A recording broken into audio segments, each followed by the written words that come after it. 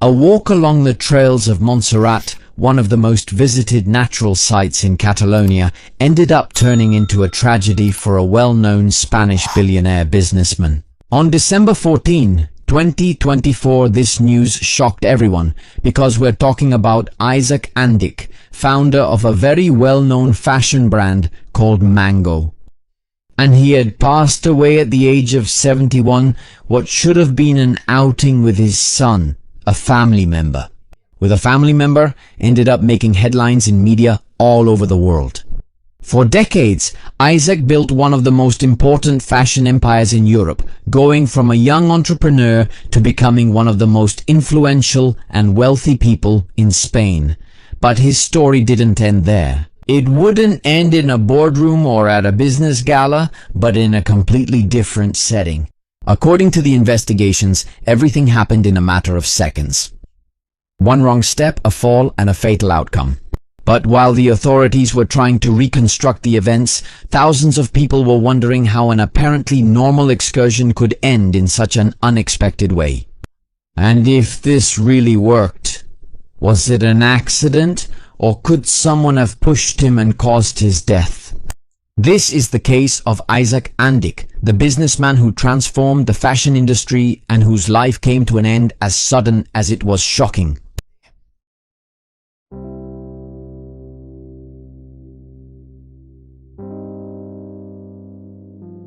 After receiving a call for help about an accident that happened in the Collbató area, the Catalan police, the Mossos d'Esquadra, were the first to arrive and document everything that had happened in that ravine.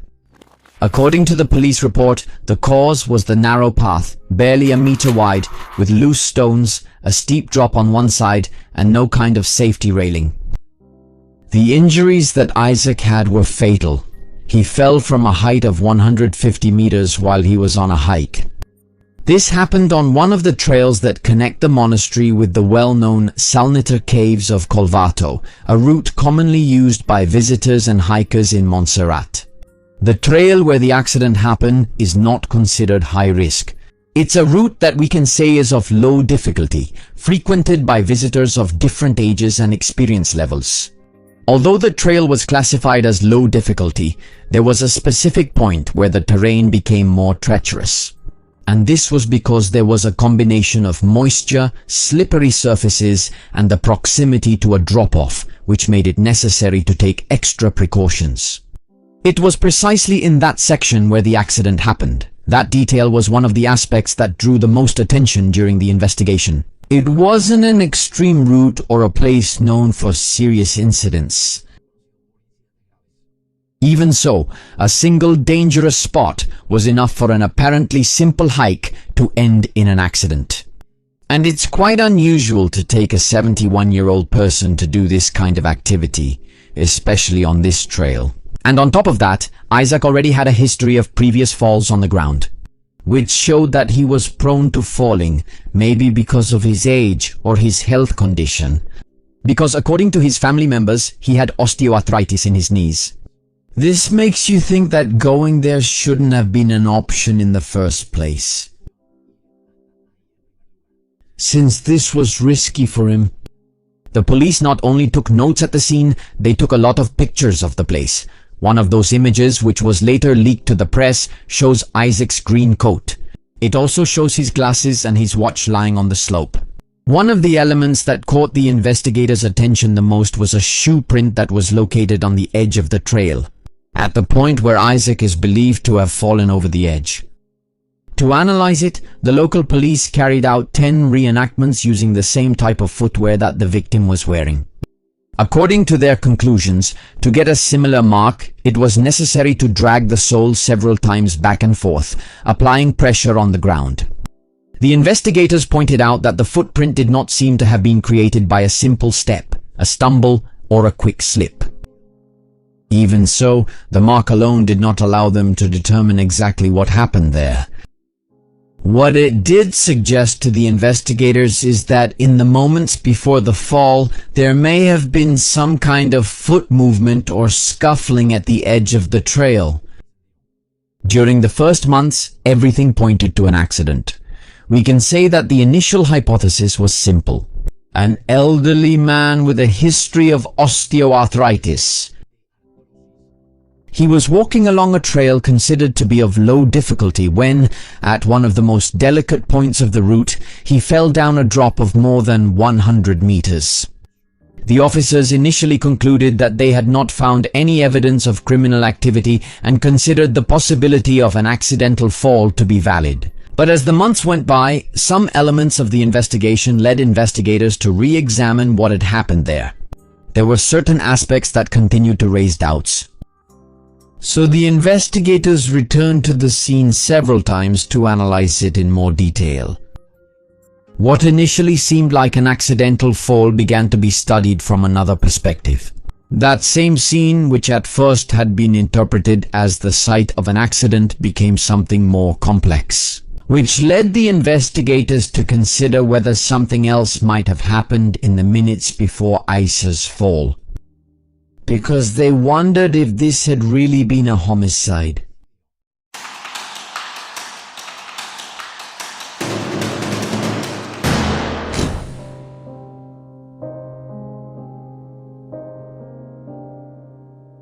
To understand how a simple walk ended that way, you first have to know who Isak was, how he built a multi-million-dollar fortune, and what happened during the hours leading up to his death. Isak Andik was born in 1953 into a Sephardic family from Turkey, before becoming one of the most well-known businessmen in Spain. Isak Andik was an immigrant teenager who arrived in Barcelona in the late 1960s at just 14 years old, accompanied by his parents and siblings. He was very good at business and started working with his brother selling embroidered shirts brought from Turkey in the markets of Barcelona. This direct contact with customers allowed him to understand what people were looking for and which products were in higher demand. Little by little, the business grew. They gradually expanded beyond shirts to include shoes, accessories, and embroidered coats that they imported from other countries like Afghanistan. Over time, Andik ended up having 3 stalls in the Balm Street market and later opened other stores, including one dedicated to the wholesale sale of denim clothing. Those years gave him experience in key areas such as importation, as well as logistics and commercial management. In 1984, together with his brother and also the businessman Enric Cassi, he founded the first Mango store on Passeig de Gràcia in Barcelona. And the growth was rapid. Just 8 years later, Mango already had 100 stores in Spain and began its expansion outside the country with the opening of its first locations in Portugal. Today, Mango has more than 2,900 stores spread across 120 countries and employs about 16,400 people according to the company's corporate data. The company's growth made Isak Andik one of the wealthiest people in Spain.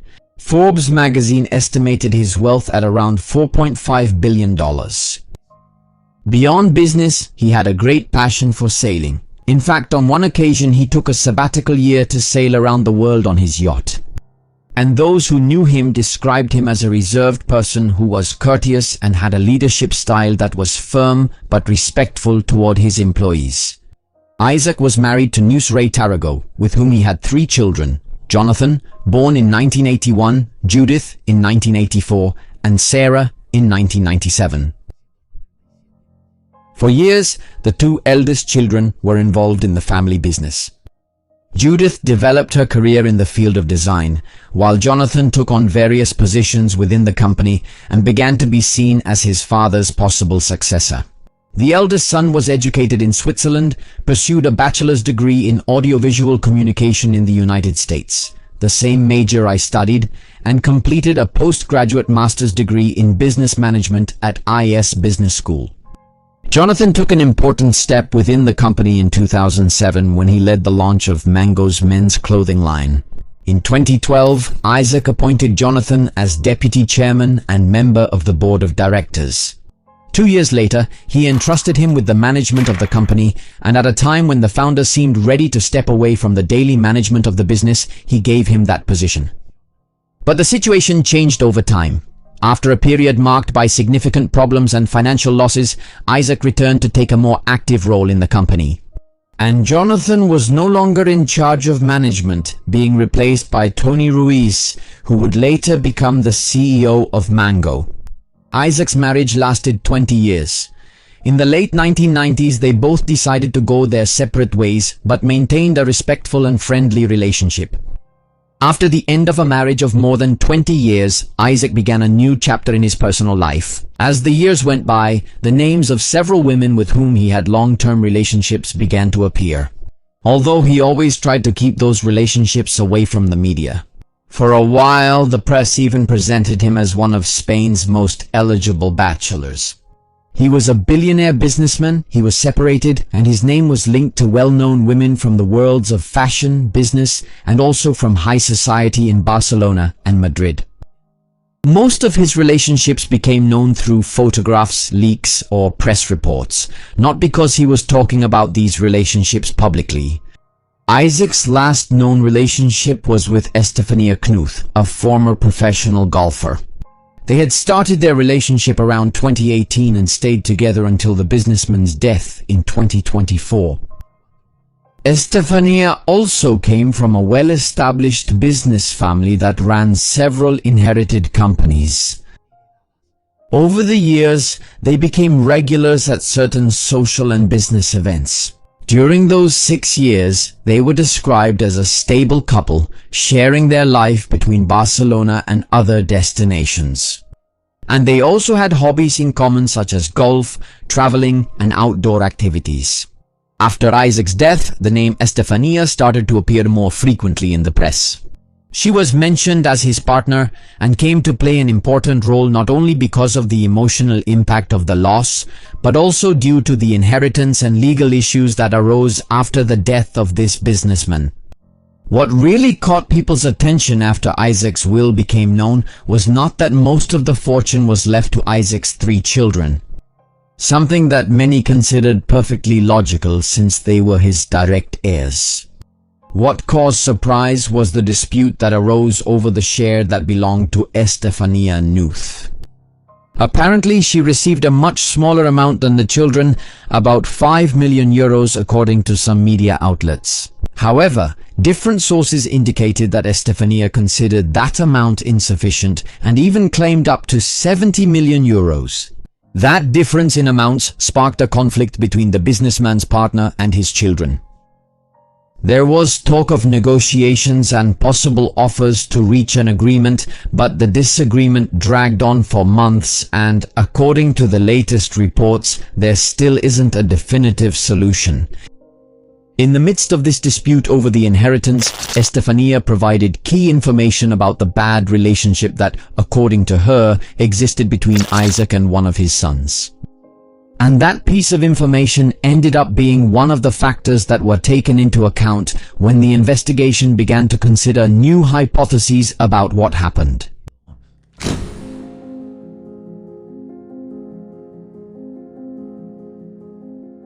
In the initial investigation, everything was interpreted as it seemed at first glance.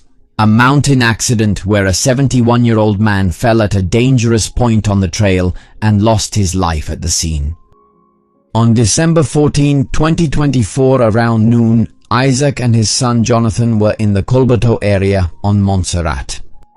They had gone out to walk the Camí de la Faisade. I think that's how you say it, sorry if I'm saying it wrong. It's a trail near the Salniter Caves, which has tourist sections, some that are narrower and closer to the ravine. According to the initial account, it was a calm outing. An excursion between father and son to make the most of a clear day. At one point during the hike, in the section where the trail skirts the mountain and there's a ravine just a few steps away, everything happened in a matter of seconds. Isak lost his balance, fell between 100 and 150 meters down a slope, and the son, who was walking ahead of his father, upon hearing the noises, turned around and found himself facing that scene.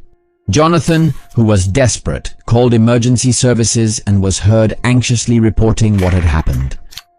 During the call, the son repeatedly asked for help and explained that he had lost sight of his father, Isak Andik, who had just fallen down a ravine. He was very nervous and had trouble speaking because he was crying, but despite these difficulties, he was able to give the exact location of the place. He kept insisting over and over that he didn't know where his father was because he couldn't see him and he wasn't responding either. He also asked them to send an ambulance or some kind of help to the place. I need help. What kind? What happened? My father has fallen. We are in Koibato. He has fallen. Did he fall? Did he trip? I think he fell down a ravine. Please, send someone, send an ambulance, send someone, please. Since the area is hard to access, the rescue teams used a helicopter to locate the body and recover it from the hillside. The scene that the officers and rescue teams found matched that of a mountain accident. There were personal belongings scattered on the slope. It was sloped terrain and access to the place where the body was found was difficult. A few hours later, the body was taken for autopsy. In those first days, the death was considered accidental, as we said. But Isak's body didn't have any marks that would confirm an accidental fall. That is, there were no injuries detected on his hands or forearms that would suggest an instinctive gesture to protect himself or to cushion the fall. And those kinds of marks are common when a person falls from a height. And they are usually interpreted as signs of an instinctive reaction to danger. It's like when, for example, we've already talked about it in different cases, when there's a stabbing and the person tries to defend themselves. Obviously they can't defend themselves, but it's something instinctive. So there are marks left on the hands. It's something similar.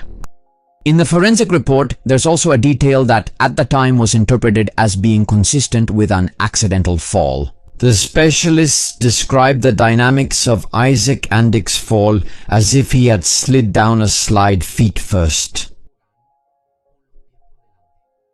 According to the analysis, the injuries were mainly on the right side of the body and followed an upward pattern.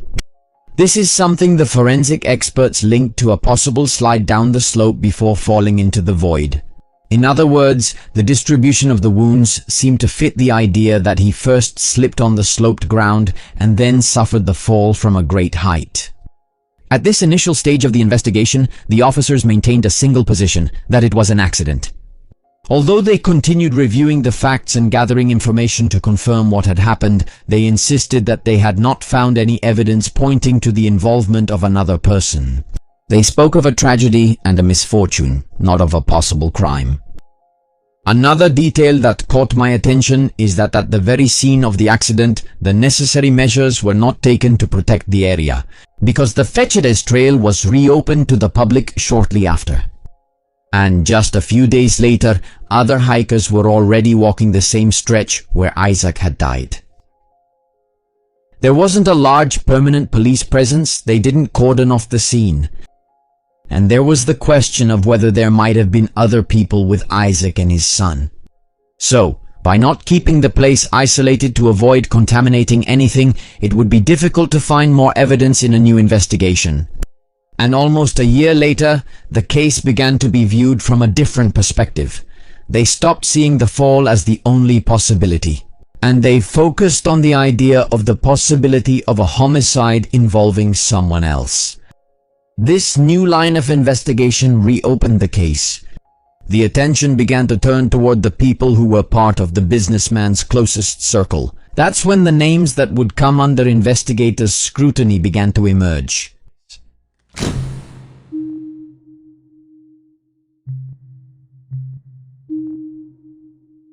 In this case, everyone first looked at the son as a suspect for being at the scene with the victim. But if you think like an investigator, the circle of possible suspects widens quite a bit. We're talking about the family, the partner, professionals in his circle, and even people with direct interests in his fortune. But let's talk about the main focus first. The first name that stands out, the most obvious one, is Jonathan Andik, the eldest son and the person who was with Isak at the time of the fall. He went from being a witness to being investigated when the officers detected alleged inconsistencies in his accounts of how the fall happened. Also in statements about what he said they had done before reaching that part of the trail. And also about how long it took him to ask for help. In other words, there were inconsistencies in several of his statements. The Mossos d'Esquadra were able to reconstruct the time of Isak Andik's fall, thanks to forensic computer analysis of the victim's cell phone, since his phone was found in a pocket of his pants. The fall occurred between 12:28:20 and 12:28:26. Yes, 6 seconds is the range that the investigators determined for this reason, because of finding this information from the phone. The investigators know that Jonathan took 4 minutes and 34 seconds to make the first call to report this incident, since his father had fallen. And in a similar situation, if it happened to you who are watching this video, someone falls and obviously you can't do anything because the person fell from a great height. The first thing you're going to try is to ask for help. It will take you at most 30 seconds. Jonathan first called Estefania Nuth, his father's partner, to let her know what had happened, and then he called emergency services. In his first statement to the police, Jonathan said that he was walking ahead of his father, and the distance was about 3 to 4 meters, and that Isak was walking and taking photos at the same time. This was later disproved because they saw that on Isak's phone, the last photo taken was at 12:17:20. And the event happened several minutes later, at 12:28:20, as we mentioned, about 6 minutes later. In a second statement, Jonathan said that he heard a noise from rocks and saw a shape falling. And finally, in the emergency call, he said that he saw his father fall and heard him scream. So the investigators considered that there were 3 contradictory versions that made him look suspicious, obviously. Also, when they analyzed Isak's cell phone, they saw that it didn't register any movement before the fall. So the police deduced that Isak was motionless, not walking, at the moment of the fall, and the camera was not activated. This weakened the hypothesis that he had fallen because he was distracted by using his cell phone. Added to all this were the WhatsApp messages that were found between the father and son, which showed, or rather demonstrated, a badly damaged relationship. With phrases like, for example, "I'm not surprised you thought I was capable of killing you." Jonathan sent this to his dad in July of 2024. Just 5 months before the accident, and also other messages where he asked his father to give him his inheritance while he was still alive. Family members, friends, and people from Mango's business circle stated that the relationship between father and son was supposedly good. Jonathan himself, although he admitted that they had had some problems in the past, said that at the time of the events their relationship was better than ever. But the WhatsApp messages between father and son showed exactly the opposite. Apparently, the Andic family was undergoing family therapy in an attempt to repair their relationship, because they had been going through these difficulties for a while. That's why the investigation also includes information from those sessions, like comments from Isak to the psychologist describing his relationship with his son as just okay, or even as a bad relationship. Isak reportedly mentioned during one of the sessions the possibility of disinheriting Jonathan, an idea that reflected the level of deterioration that had occurred, the relationship between them, between father and son. Additionally, some reports indicated that the businessman, he was considering allocating a significant part of his wealth to a foundation for social causes. These background facts were also considered quite relevant, because they showed that behind the public image of a family united by a great business empire, there were tensions and disagreements that had been building up for some time, according to the police and the prosecutor's office. All of this fit with the idea of a possible financial motive. They literally talk about Jonathan's obsession with money, especially because of the inheritance issue and the creation of a foundation which could reduce what he would receive. There's another fact that caught the investigators' attention. Jonathan had visited the Montserrat area several times in the days leading up to his father's death. Those visits, they are a significant factor because they could indicate that the excursion on December 14th, it wasn't as spontaneous as initially thought, and they could indicate possible planning. A complicating factor in this investigation was the missing cell phone, the one Jonathan was using at that time. The police analyzed the circumstances in which the device had been lost, or if it had been stolen during a later trip to Quito in Ecuador, since that phone could have contained important messages to reconstruct the events before and after Isak's death. The combination of these factors on Jonathan's part, they obviously led to him becoming the main focus of the investigation, and currently he is the only person formally investigated for Isak's death, at least for now. He remains the main suspect. According to the official hypothesis, it's important to remember that the investigation is still open and that legally he is presumed innocent, as long as there is no final court ruling. Now let's talk about someone who was also considered a suspect because of her possible external influence. Surprisingly, we're talking about the family therapist. Her name appears in several documents from the investigation because, according to some of the hypotheses analyzed, she might have supported or backed Jonathan's attempts to receive part of his father's fortune while he was still alive, instead of waiting for a future inheritance. The judge clearly wants to determine if the conversations, recommendations or messages exchanged between the psychologist and Jonathan could have influenced in some way in the family conflict that existed between father and son. In any case of this type, the family environment is also analyzed, the victim's personal and financial circumstances, to better understand the relationships, the possible conflicts and interests that could exist around her. On one hand, there are Judith and Sarah, the other two daughters of Isak. Based on known information, both received the same share of the inheritance as Jonathan and had no major conflicts with their father in the months before his death. So far, no evidence has emerged that point to them as possible suspects or indicate that they had any interest in harming their father. On the other hand, there's Isak's last partner, Estefania Knuth. After his death, she remains in conflict with the children over the inheritance distribution, but so far there is no data that point to her having something to gain from his death at that time. You could also think about the business circle. We're talking about partners, competitors, people from the board.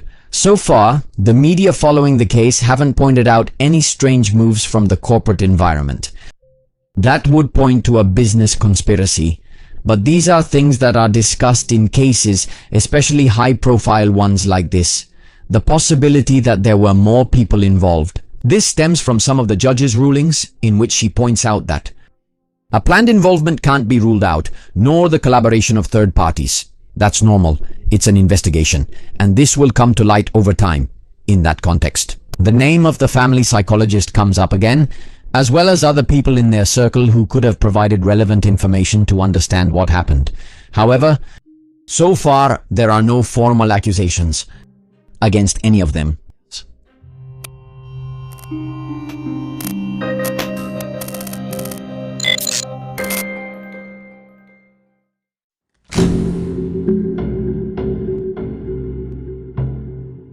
The first thing to keep in mind is that up to today, there is no final court ruling that establishes exactly how Isak Andik died. The investigation is still open and the courts continue to analyze evidence, statements, messages, and other elements gathered during the inquiry. This means that although different hypotheses have been proposed and there are also people under investigation, there is still no final decision determining whether it was an accident, a homicide, or a different circumstance. For now, the case remains in the investigation phase, and it will be the results of this process that determine what really caused the death of the founder of Mango. Jonathan's legal situation remains complex, but it still hasn't been resolved. In May 2026, he was arrested and brought before the court as part of the investigation into his father's death, but he was released after posting bail of €1 million, although he continues to be the only person formally under investigation in the case. And it's also worth mentioning that if Jonathan, I'm not very familiar with the laws in Spain, but I know that in the United States, when there's a similar situation, the inheritance doesn't go to the son who obviously committed the crime. So we need to see if maybe we have a lawyer from Spain who can educate us a bit about this situation. Jonathan Andik maintains his innocence and believes that the supposed evidence gathered by the police does not hold up. After being released on bail, Jonathan publicly announced in a letter his temporary resignation from Mango's vice presidency to focus on his legal defense. He spoke of an unfounded accusation that the facts would prove his innocence and that the truth would come to light. The court imposed several precautionary measures on him while the investigation moves forward. Among them are the withdrawal of his passport, a ban on leaving the country, and a requirement to report regularly to the court. These measures do not imply a conviction or a declaration of guilt. Their purpose is to ensure that the person under investigation, the suspect in this case, remains available to the courts while the facts are being clarified and it is decided whether the case should go to trial. Yes, because he is indeed a suspect, he is under scrutiny, he was charged, but that does not mean he is guilty. He has to go through a trial and all the procedures. According to the accusation, are the messages recovered between father and son, along with the rest of the evidence collected during the investigation, still relevant enough to justify keeping the case open on the theory that it may have been a homicide? For that reason, there are still grounds to keep those measures in place while the evidence continues to be reviewed and the court decides what happens next in the case. Even so, this case is still far from being solved. There are reports prepared in earlier stages that support the theory of an accidental fall. This shows that there are still disputed aspects within the investigation and that for now, there is no definitive conclusion about what happened that day in Montserrat. And it's super important to mention that it has to be proven that he committed this act. And I think that's the most complex, complicated, and difficult part of this story. For now, that's the latest development in the case. An ongoing investigation. Many questions still remain unanswered regarding a final judicial decision that has yet to come. That's it for today's case. I look forward to your comments below. And with that, we'll meet again in the next story.